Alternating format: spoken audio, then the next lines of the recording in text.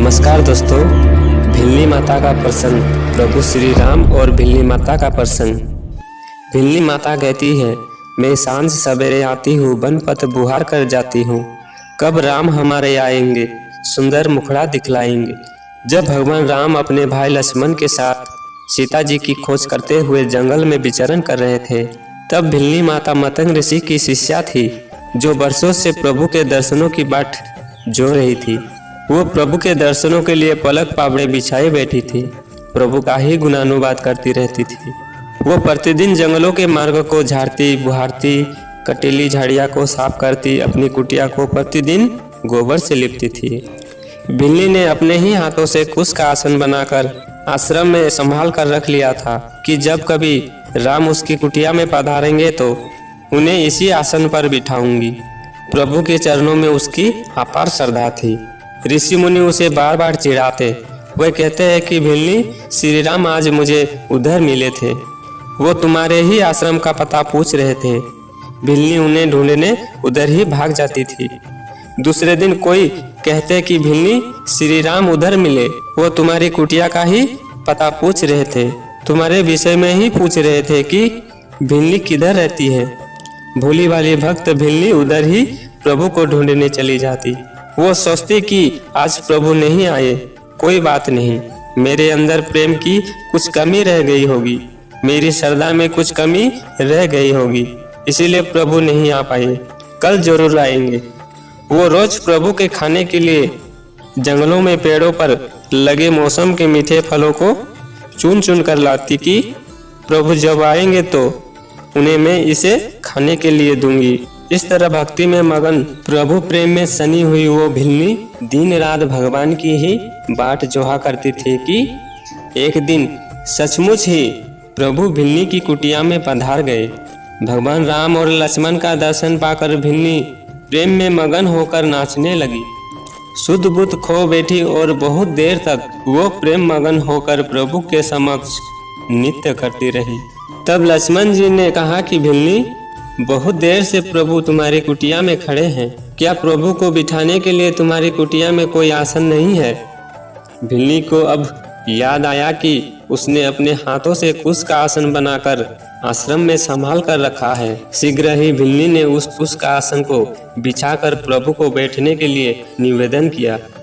भिल्ली प्रभु के मनोहर रूप को देखकर प्रेम से पुलकित हो गई और वो हाथ जोड़कर विनती करने लगी।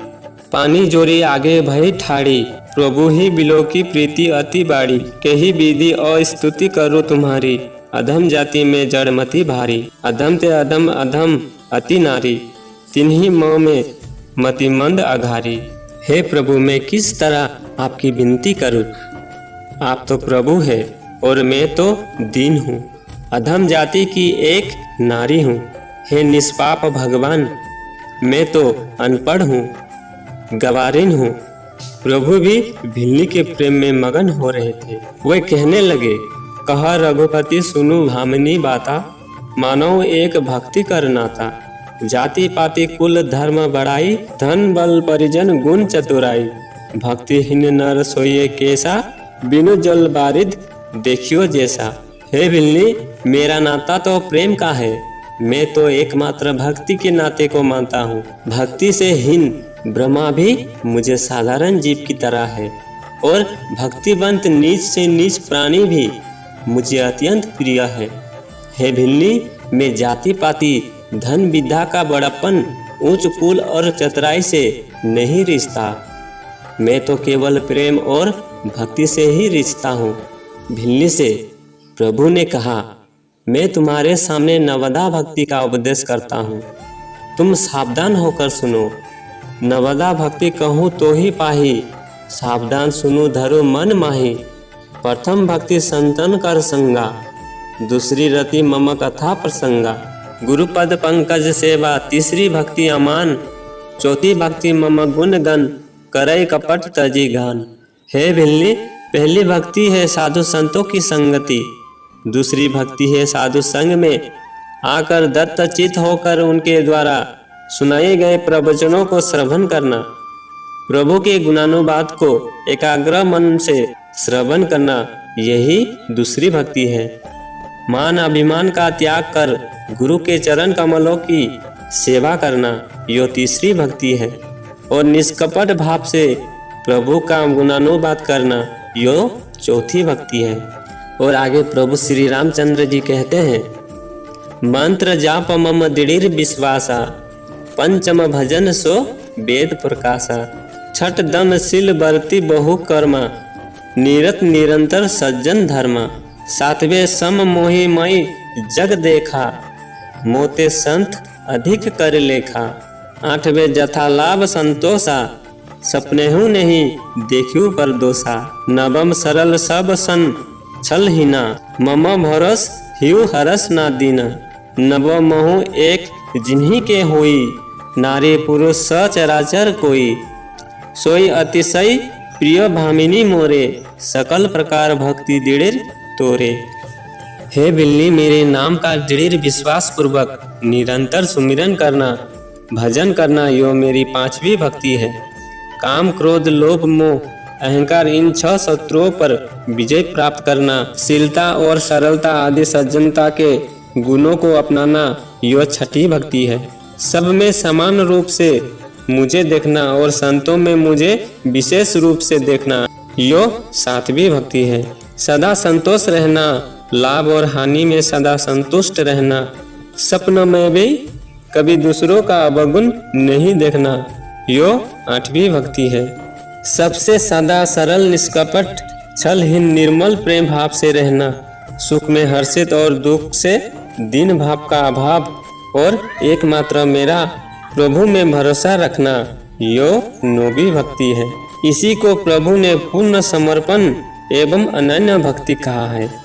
हे भिल्ली, जिसके अंदर मेरी एक भी भक्ति है वो मुझे अति प्रिय है, और तेरे अंदर तो ये नौवीं भक्ति है, तुम मुझे अतिशय प्रिय है। भिल्ली, तुम्हारी श्रद्धा भक्ति भावना से मैं प्रसन्न हूँ।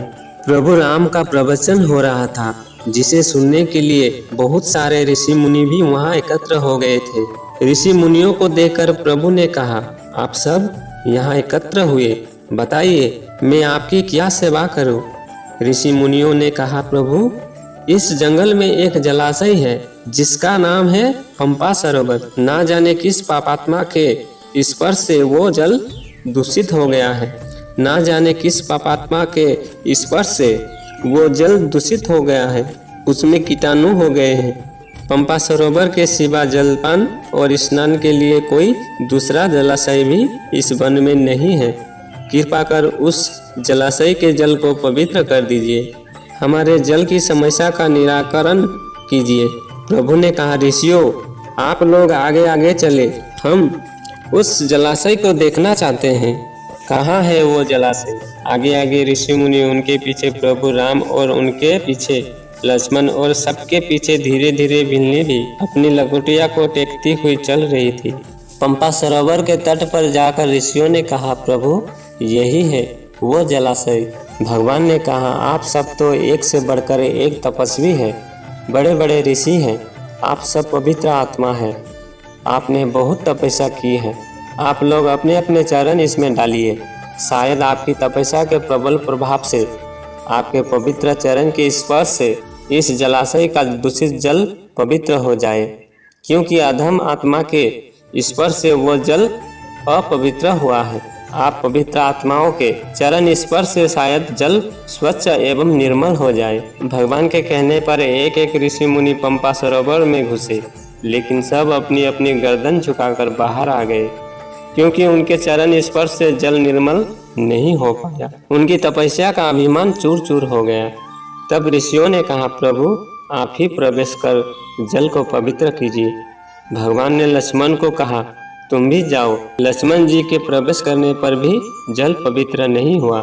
सबके आग्रह पर प्रभु राम ने भी अपने चरण जलाशय में डाला, लेकिन यो क्या, जलाशय का जल फिर भी निर्मल नहीं हुआ। प्रभु लौटकर जलाशय से बाहर आ रहे थे तो भिल्ली को सिर झुकाए खड़ा देखा। भगवान ने भिल्ली को सिर झुकाए देखकर दूर से ही कहा, अरे भिल्ली तू तो रह ही गई, शायद तेरे चरण स्पर्श से यो पंपा सरोवर का दूषित जल निर्मल हो जाए, इसलिए तुम भी इस पंपा सरोवर के जल में अपने पांव डालो। भिल्ली गिड़गिड़ा कर कहने लगी, प्रभु, जब बड़े बड़े ऋषि मुनियों, तपस्वियों और आपके चरण स्पर्श से भी यो जल पवित्र नहीं हुआ, तो भला मेरे चरण स्पर्श से यो पंपा सरोवर का दूषित जल कैसे स्वच्छ एवं निर्मल हो सकता है। तब भगवान श्री राम ने कहा, भिल्ली, तुम अपने चरण इस पंपा सरोवर में अवश्य डालो। यो भगवान राम का आदेश है और आग्रह था। भगवान राम के चरणों को हृदय में धारण कर निष्कपट भाव से भिल्ली प्रभु के नाम का स्मरण करती हुई जल में घुसी। लेकिन आश्चर्य की, भिल्ली के चरण स्पर्श करते ही उस पंपा सरोवर का जल स्वच्छ एवं निर्मल हो गया। सभी ऋषि मुनियों के बीच भिल्ली का जयघोष होने लगा। भक्त भिल्ली की जय जयकार होने लगी। सचमुच में भक्त भक्ति करके जब प्रभु की आत्मा को प्रसन्न कर लेता है तो प्रभु अपने भक्तों को अपने से भी ऊंचा सम्मान देते हैं। भिल्ली भले ही अधम जाति की थी, लेकिन भक्ति करते वो महान बन गई। दोस्तों, इस तरह के वीडियो प्राप्त करना चाहते हैं तो हमारे चैनल को सब्सक्राइब कीजिए। धन्यवाद।